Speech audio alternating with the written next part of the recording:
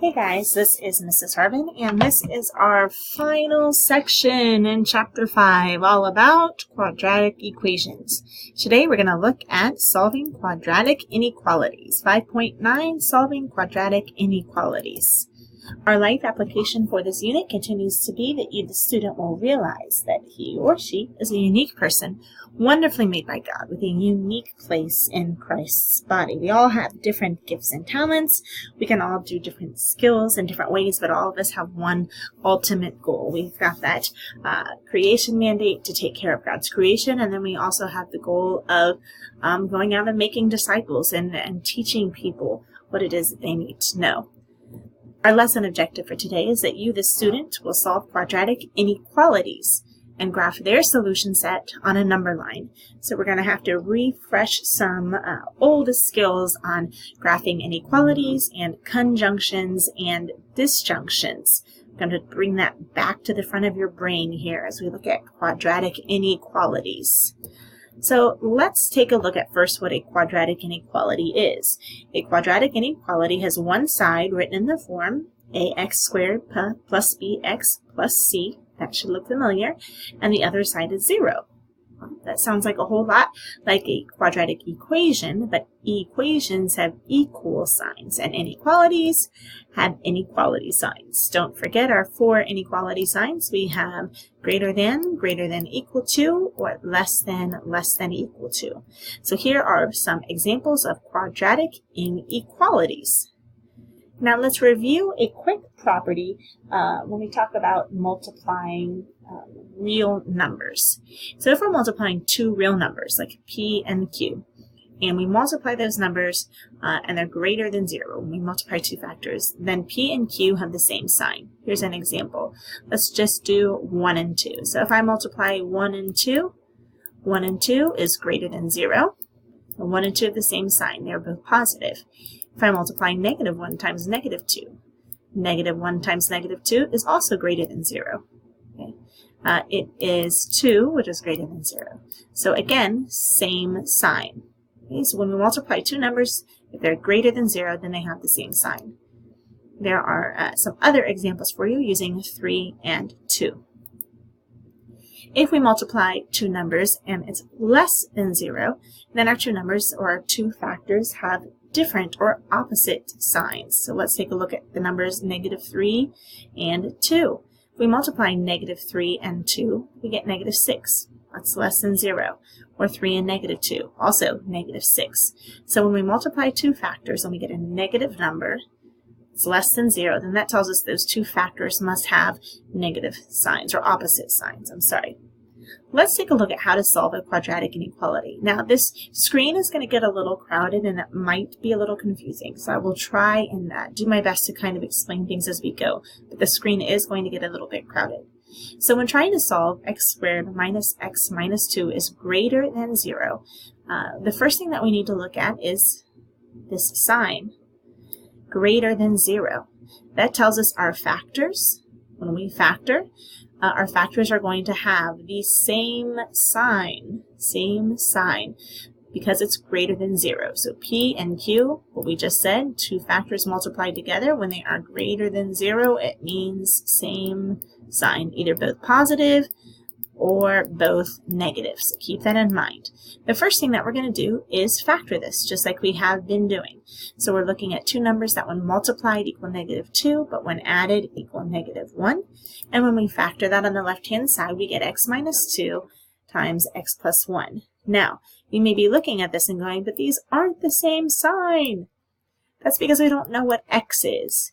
If we knew what x was, and we had a number, just one number inside this parentheses, they would be the same sign.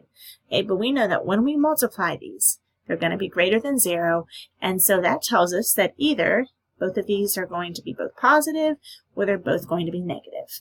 Both inequality symbols are the same. So let's go ahead and write that. We've got two different options. Either x minus 2 is greater than 0, x plus 1 is greater than 0, or x minus 2 is less than 0 and x plus 1 is less than 0. So either when we solve for this, we're going to get here or here. both inequality symbols are going to be the same because greater than 0. Let's go ahead and solve for x here. And when we solve for x, what we get is a conjunction. X is greater than 2 and x is greater than -1. On the left-hand side, we also get another conjunction. X is less than 2 and x is less than -1. We need to solve the conjunction. If you don't remember how to solve a conjunction, let's do a quick number line here. I don't think there's one on the screen. Nope, let's go back. Didn't think there was one there, but I needed to check.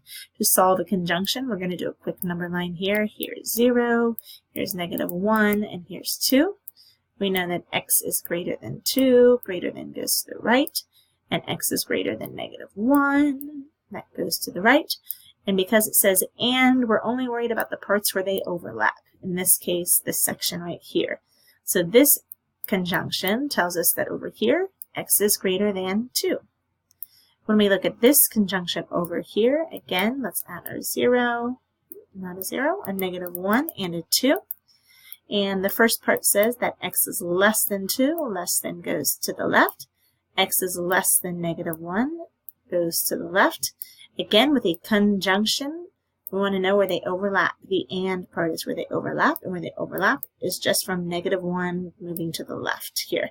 So x is less than -1. We now have two new little inequalities here. X is greater than 2, or x is less than -1. So we're going to take that and graph that disjunction. Disjunction uses the word or. So you can see right here, x is greater than 2, open circle, or x is less than -1. Well, how do we know if we've done this correctly? We can do something using test values. X equals -1 and x equals 2 are called critical values, and you will learn more about critical values. You'll hear that term again later. You'll hear it in pre-cal, you'll hear it in AP calculus, but x equals -1 and x equals 2 are called critical values. And if you can see, they split our number line into 3 regions. We have this region here from -1 to the left. We have this blank region between -1 and 2, and then we have a third region from 2 and going to the right. So those critical values split our number line into 3 regions. And so we are going to pick some points, 1 point in each of those regions, to determine if in fact that region is greater than 0. Remember, our original inequality said that those regions should be greater than 0. So let's pick -2, 0, and 3 and plug those in. And when we plug in -2, what we get is 4. 4 is greater than 0. So this region that has the -2 in it, greater than 0, that's correct. When we plug in 0, we get -2. Well, -2 is not greater than 0. That tells us this should not be part of our solution. And if you can see, it's not. It's blank. And then when we plug in -3, we get 9 minus 3 is 6 minus 2, we get 4. 4 is also greater than 0, so this should be part of our solution. And if we look up here, when x equals 3, that is in fact part of our solution. So we can plug in numbers from the different regions to make sure that we did solve this inequality correctly. Since the value is below -1 and above 2, make it true, which we just looked at. We said when we plugged in a -2, we got 4, and 4 is greater than 0. That's true. And when we plugged in the 3 here, we got also 4, and 4 is greater than 0. That's true. And when we plugged in 0, we did not get a true statement. So since those values make those sections true, like we said, then they are the solution. So that is how we verify our solution. The graph of the disjunction looks like this. X is less than -1, or x is greater than 2. Now, if you were super confused by everything I just said, I encourage you to go back and watch that again slowly. Make sure you understand each part of what we just did there. All right, let's take a look at a second example. 2x squared minus 2 is less than or equal to 1 minus 5x, and we'll graph the solution set. So the first thing that we need to do is rewrite this. so that we've got our quadratic equation on one side, our quadratic on the other side, or a 0 on the other side. And when we rewrite that, we get 2x squared plus 5x minus 3 is less than or equal to 0. Well, according to those properties that we saw at the beginning, if p times q, if our two things are less than or equal to 0, then they must have different signs. So we're going to factor, and we get x plus 3 and 2x minus 1 as our two factors. And then we're going to write two different options. Either x plus 3 is less than or equal to 0, and 2x minus 1 is greater than or equal to 0. Again, they have to be different because when multiplied, they're less than or equal to 0. Or x plus 3 is the one greater than 0, and 2x minus 1 is the one less than or equal to 0. This is probably the part that's going to be the most confusing to you. So I'm trying to explain it, but sometimes it helps in person when we're going through problems. Because our original quadratic inequality was less than 0, it tells me that my two factors are going to have two different signs. One's going to be greater and one's going to be less. One's going to be greater, one's going to be less. We just don't know which one is greater and which one is less. All right, we will then solve each of these. So on the left-hand side, we get x is less than or equal to negative 3, and x is greater than 1/2. If we were to graph that conjunction, let's put a 1/2 here and a 3 here. Oh, that's a negative 3. I'm sorry, let's put a negative 3 here and a 1/2 here. We see that x is less than or equal to negative 3 going this way, and greater than or equal to 1/2. And as you can see, they don't overlap. That's why we have that no solution there. They don't overlap. They don't join. Over here, if we graph it, we get x is greater than negative 3, so we've got one piece going this way, and x is less than or equal to 1/2, so our second piece going this way. And again, we're only worried about the conjunction right now, and where they overlap is right here. And we write the conjunction like this. That x is less than 1/2, less than or equal to 1/2, greater than or equal to negative 3. That's just the first step. Don't forget, we've got to then test our regions. So here's what the graph looks like.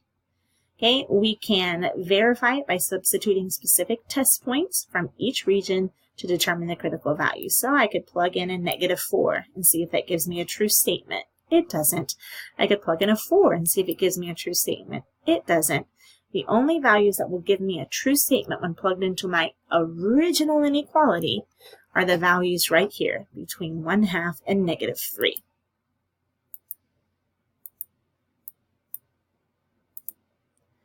When a trinomial cannot be factored, find the critical values by solving the related quadratic equation, oh, that lovely thing you just learned, and use test values to determine which regions are solutions to the inequality. Right, here's what all that looks like.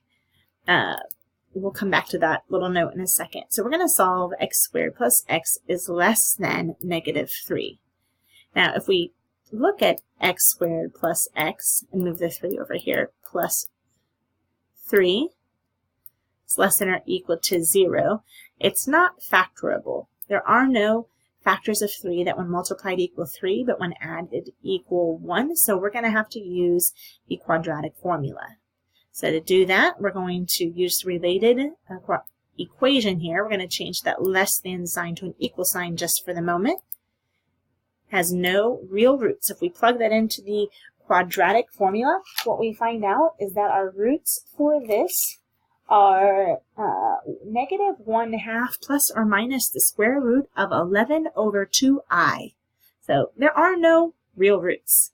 When a quadratic inequality has no real roots, then there are only two solutions. Either the solution is all real numbers, or there's no solution. And the way that we can test that is just by plugging in a 0. So we're going to plug in 0 as our test point. When we plug in 0 back into our original inequality, we get 0 squared plus 0 on one side and negative 3. Now, it should say that 0 is less than negative 3. Well, we know that that is not true. 0 is not less than negative 3. So that's not a solution. And because it's not a solution, then there are no solutions to this inequality. We'll go over that example in class. We're going to just skip through this, boom, boom, boom, to get to the end. If you guys have any questions, make sure you ask me next class.